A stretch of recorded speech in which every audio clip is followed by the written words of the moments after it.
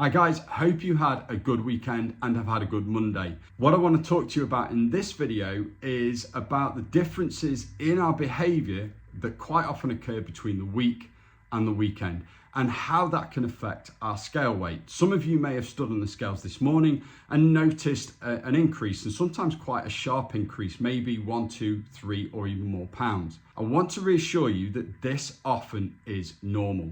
And the reason for that is that our behavior in terms of our nutrition and our exercise and activity can differ from the week to the weekend. So in the week, we're usually quite structured. We've got breakfast, lunch, dinner planned, there's routine there. We're busy with work, we're distracted, so we're probably going to snack less. We probably won't drink in the week because, let's face it, we don't tend to drink on a school night. However, at the weekend, that changes. Most of us aren't working, so we've got a little bit more time and we're not as distracted, so we might snack a bit more. The meals that we eat might be different. We might have a takeaway because we get to Friday and we think, I can't be bothered to cook, so we might order in. We might be going out and socializing and eating out in restaurants. We might consume alcohol. We might be more active. Some of you might actually choose to do your workouts at the weekend. All of these things can impact on our scale weight and particularly impact on the amount of water that we can retain within our bodies. So what you need to understand is that when you stand on the scales, that's not just measuring the amount of fat that you have, it also measures bone, water, skin, hair, teeth, nails, all of that.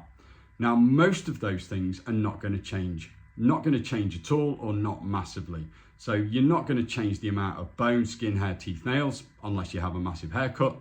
Your muscle mass isn't going to change particularly quickly either, and neither does your fat mass. But the one thing that can change massively is the amount of water that we retain within our body.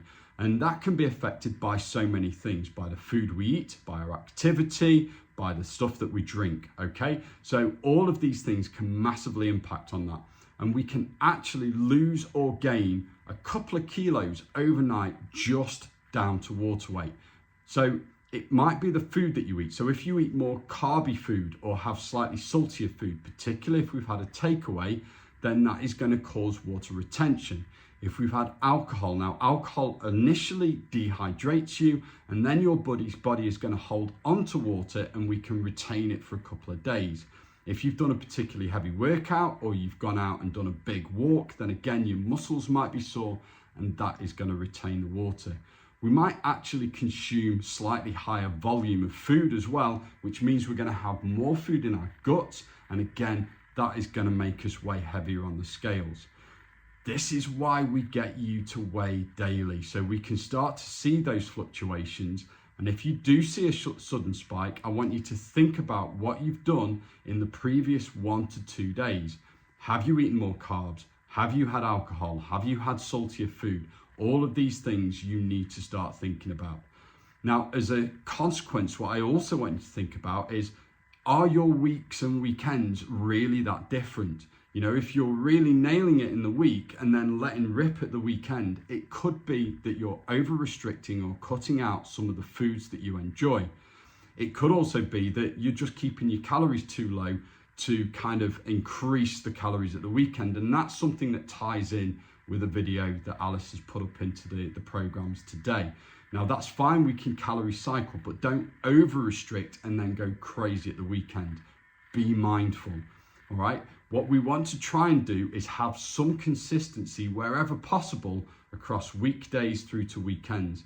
Now that means that the foods that you might be cutting out in the week, perhaps include them so that when we get to the weekend, we're not thinking about over consuming, okay? Bring it into that balance.